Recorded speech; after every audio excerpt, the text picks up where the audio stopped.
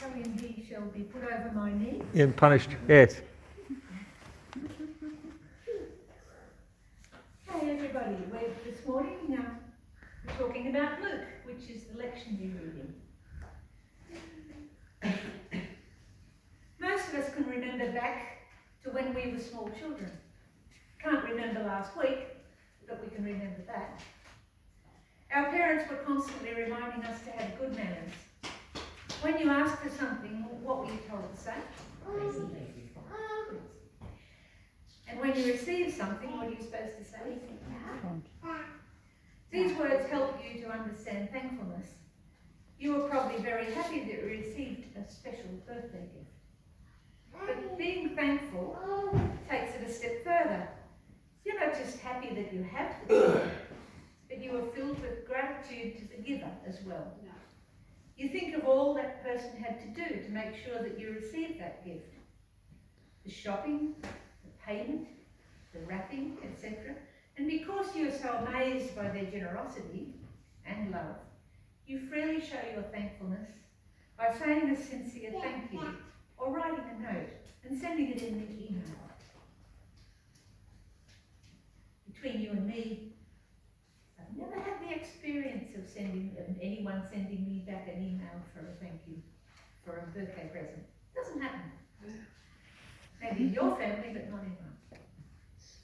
Today we focus on the story in Luke 17 about a time that Jesus gave a precious gift to 10 men.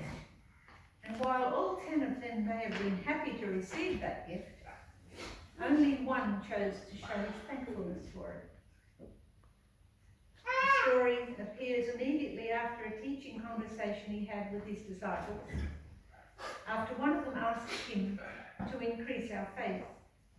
Jesus replied that obedience to God is not something extra we do to receive his thanks and rewards. Rather, it is our duty to serve him, just like it is our duty, or a servant's duty, to serve his master. Our pride sometimes twists this truth and tells us that we should expect God to thank us for all we do to serve him. But Jesus teaches here that true faith is total dependence on God and a willingness to unselfishly do his will. This conversation, combined with the story of the 10 lepers, puts gratitude in its proper perspective. God is the one deserving of gratitude because of the grace and mercy he freely gives to those who do not deserve it. Tina, would you please read Luke 17, 11 to 14?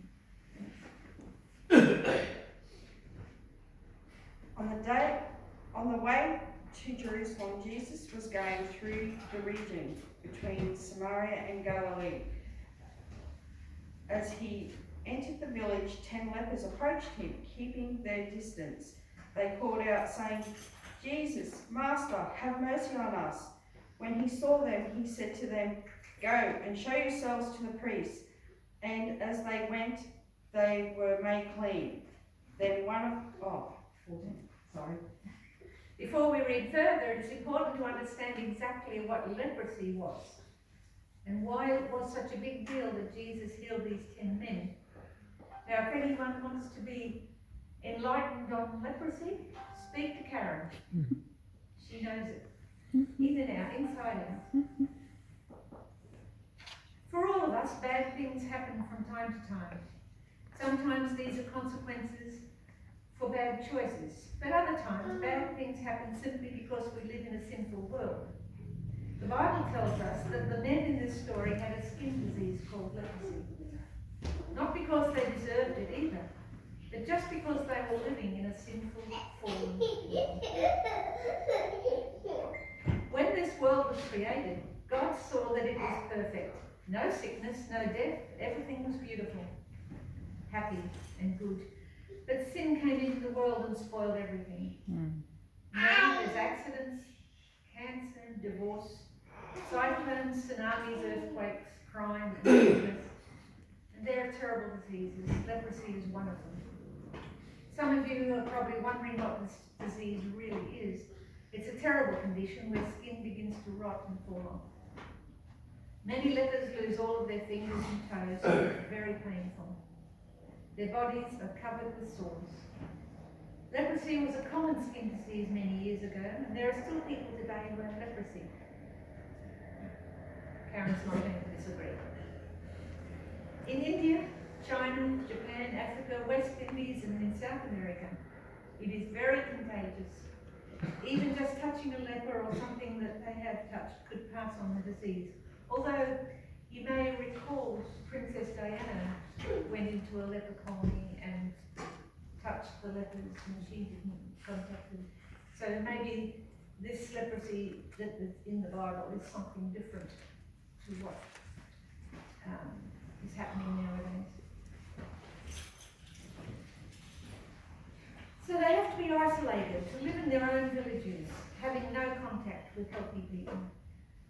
If Rodney found out that he had leprosy, he would have to leave our building and our city. He couldn't have his wife or family. So leprosy isn't just bad for a person's body, it also meant they could not enjoy time with their friends or family. They get very lonely and usually seek out other lepers to live with. That's why the 10 men in this story were together.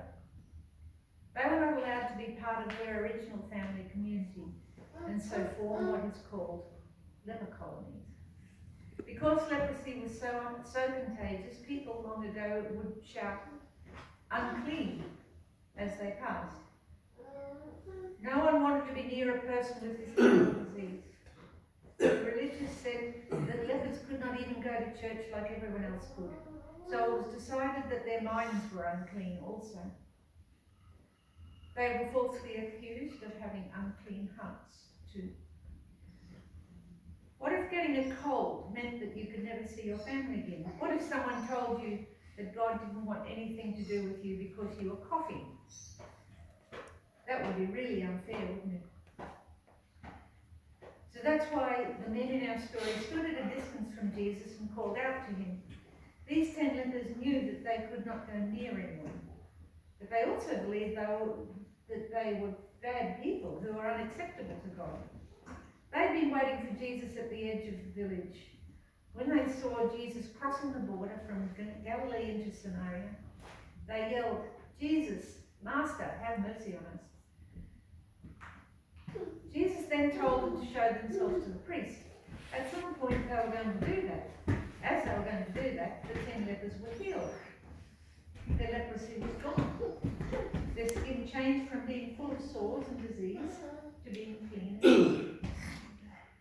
Now, Tina, would you like to read 17, 15 to 19, thanks?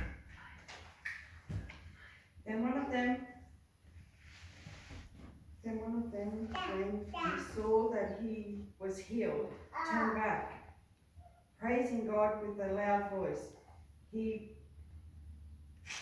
protested himself at Jesus' feet and thanked him, and he was a Samaritan. Then Jesus asked, were not 10 made clean, but the other 9, where are they? Was none of them found to return and give praise to God except this foreigner? Then he said to him, get up and go on your way. Your faith has made you well. This is the word of God. It's hard to believe that only one of the 10 men came back to thank him. Certainly the other 9 men noticed that they were healed, but they did not take the time to return to say thank you. It's very likely that the other 9 saw that they were healed, then ran home to their families and friends. After all, they'd been living away from home for a very long time. Can you imagine how excited they were? And how happy their families were to see them again. But they did not return to Jesus publicly to give thanks. They did not praise God with a loud voice and throw themselves at Jesus' feet, like the leper who did return to thank Jesus. When Jesus gave his life for you and me, his blood healed us from a disease much worse than leprosy. Sin is a terrible disease that ruins us. It is a great spiritual need that requires healing. We seem to recognize physical needs better than spiritual needs. When we're hungry, we eat. When we're sick, we go to the doctor, except Tina's mum. When we're tired, we sleep. We have sins like hate, anger, greed, lying, gossiping, and selfishness. These sins are spiritual diseases that need to be healed. And Jesus wants to heal them. He wants us to call out to him for help, just like the 10 lepers called. And like the one leper who returned, we should worship, praise, and thank God. We can do this when we're alone, but God wants us to give thanks to him publicly with other believers. The 10 lepers in Luke 17 were given a great gift. The problem was that 9 of them didn't receive it with true thankfulness. They did not choose to thank the gift giver. When Jesus asked, "Where are the other 9?" he clearly meant, why are they giving thanks to God? Why aren't they giving thanks to God? The same question can be asked of today. Why aren't these people giving me thanks? Jesus has given us the free gift of forgiveness. We didn't have to do anything to earn it.